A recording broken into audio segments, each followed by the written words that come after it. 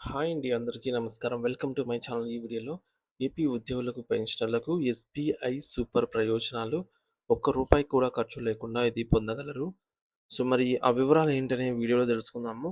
Video ఎక్కడే గాని skip చేయకుండా ఎండ్ వరకు చూసేయండి. అప్పుడే ఇన్ఫర్మేషన్ పూర్తిగా అర్థమవుతుంది. అలాగే వీడియో చూస్తున్న ప్రతి ఒక్కరు లైక్ చేయండి ఫ్రెండ్స్. ఈ వీడియోని తోటి ఉద్యోగ, పెన్షనర్ మిత్రులతో షేర్ చేయండి. కొత్తగా మన ఛానల్ చూస్తున్న వారు ఇంకా ఎవరైనా సబ్స్క్రైబ్ చేసుకోకపోతే మన ఛానల్‌ని సబ్స్క్రైబ్ చేసుకోవడం మర్చిపోకండి.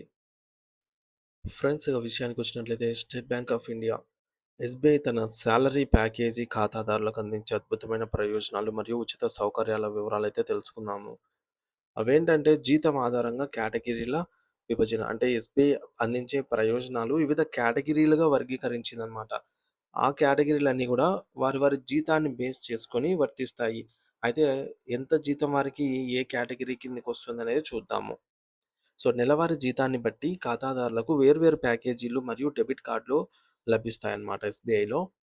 ముఖ్యంగా రూ. 10,000 జీతం ఉన్నవారికి 10,000-25,000 వరకు జీతం ఉన్నవారికి సిల్వర్ ప్యాకేజీ లభిస్తుంది.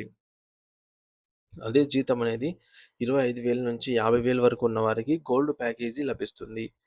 50,000-1,00,000 వరకు జీతం పొందుతున్న వారికి డైమండ్ కేటగిరీ. అలాగే 1,00,000 పైన 2,00,000 లోపు ఉంటే ప్లాటినం. 2,00,000 లేదా ఆ పైన ఎంతున్నా రోడియం అనే కేటగిరీ కిందకైతే వర్తిస్తుందనమాట. అయితే టాప్ 10 ప్రయోజనాల గురించి పూర్తి వివరాలు చూద్దాము. ఇవన్నీ పూర్తి ఉచితమండి. ఇప్పుడు మనం ఏదైతే చెప్పుకోబోతున్నామో అవన్నీ. మొదటి బెనిఫిట్ ఏంటంటే, ఈ కేటగిరీలో మీరు ఏదో ఖాతాను ఎంచుకున్నట్లయితే, లేదా మీరు ఎంచుకోవాల్సిన అవసరం లేదండి. మీ సాలరీని బట్టి మీకు ఎస్‌బీఐ కేటగిరీ అనేది ఈ మేరకు కేటాయిస్తుందనమాట. సో, జీరో బ్యాలెన్స్ ఖాతా. సో, మనకు ఈ పై కేటగిరీలలో ఏ కేటగిరీ కిందకొచ్చినా సరే, మన అకౌంట్‌లో ఎటువంటి మినిమమ్ మెయింటెనెన్స్ బ్యాలెన్స్ అనేది అవసరం లేదనమాట.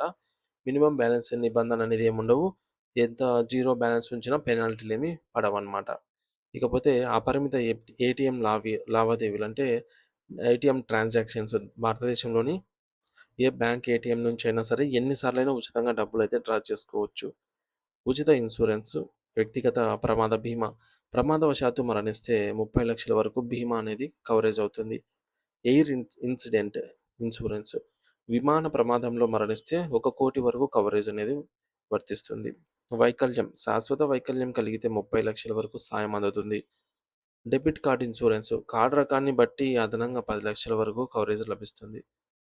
సో, ఫ్రెండ్స్ ఇక్కడ ఒక ఇంపార్టెంట్ ఏంటంటే ఈ ఇన్సూరెన్స్ ప్రీమియం మొత్తాన్ని బ్యాంకే చెల్లిస్తుంది. ఖాతాదారుడు ఒక్క రూపాయి కూడా కట్టనక్కర్లేదన్నమాట. సో, ఇది మనకు బెనిఫిట్.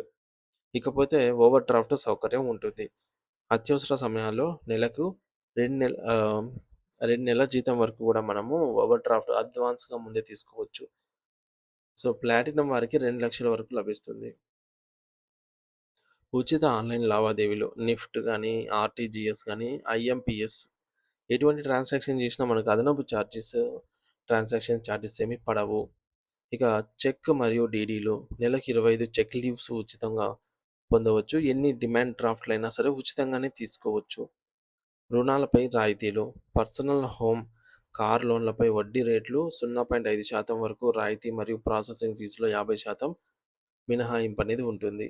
ఆటో స్వైప్ సౌకర్యం ఖాతాలో ఉన్న అదనపు డబ్బు ఆటోమేటిక్‌గా ఎఫ్‌డీగా మారి ఎక్కువ వడ్డీ అందిస్తుంది.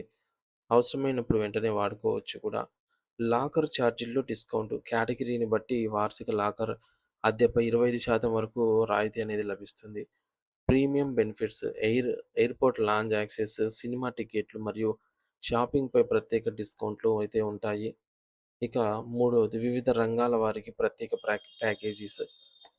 రాష్ట్ర ప్రభుత్వ ఉద్యోగులకు ఎస్‌జీఎస్‌పీ స్టేట్ గవర్నమెంట్ సాలరీ ప్యాకేజ్ అనేది వర్తిస్తుంది. అదే కేంద్ర ప్రభుత్వ ఉద్యోగులు అయితే వాళ్ళకి సీజీఎస్‌పీ, రైల్వే ఉద్యోగులకు ఆర్‌ఎస్‌పీ, రక్షణ సిబ్బందికి డీఎస్‌పీ, పోలీసు వారికి పీఎస్‌పీ, కార్పొరేట్ ఉద్యోగులకు అయితే సీఎస్‌పీ అంటూ వారి వారి ఉద్యోగానికి సంబంధించి వారి వారి శాఖకు సంబంధించి కూడా ఈ యొక్క సాలరీ ప్యాకేజెస్ అయితే వర్తిస్తాయన్నమాట.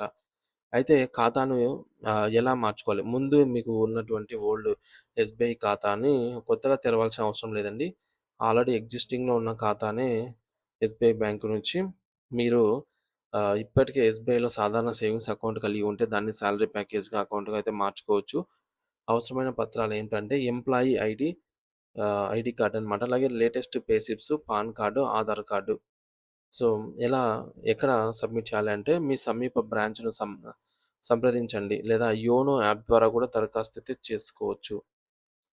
సో, దరఖాస్తు చేసుకున్న తర్వాత వెరిఫికేషన్ అనేది పూర్తయితే మనకు ఆటోమేటిక్‌గా మన బ్యాంక్ అకౌంట్ అనేది పలానా కేటగిరీ కింద మనకు వర్తించే కేటగిరీ కింద అయితే అది వచ్చేస్తుందనమాట. సో, ఫ్రెండ్స్ ఈ యొక్క సమాచారాన్ని తోటి ఉద్యోగులతో పంచుకోవడం ద్వారా వారికి రావాల్సిన ఇన్సూరెన్సు మరియు ఇతర ఆర్థిక ప్రయోజనాలను పొందటంలో మీరు సహాయపడవచ్చు. Thank you for watching this video.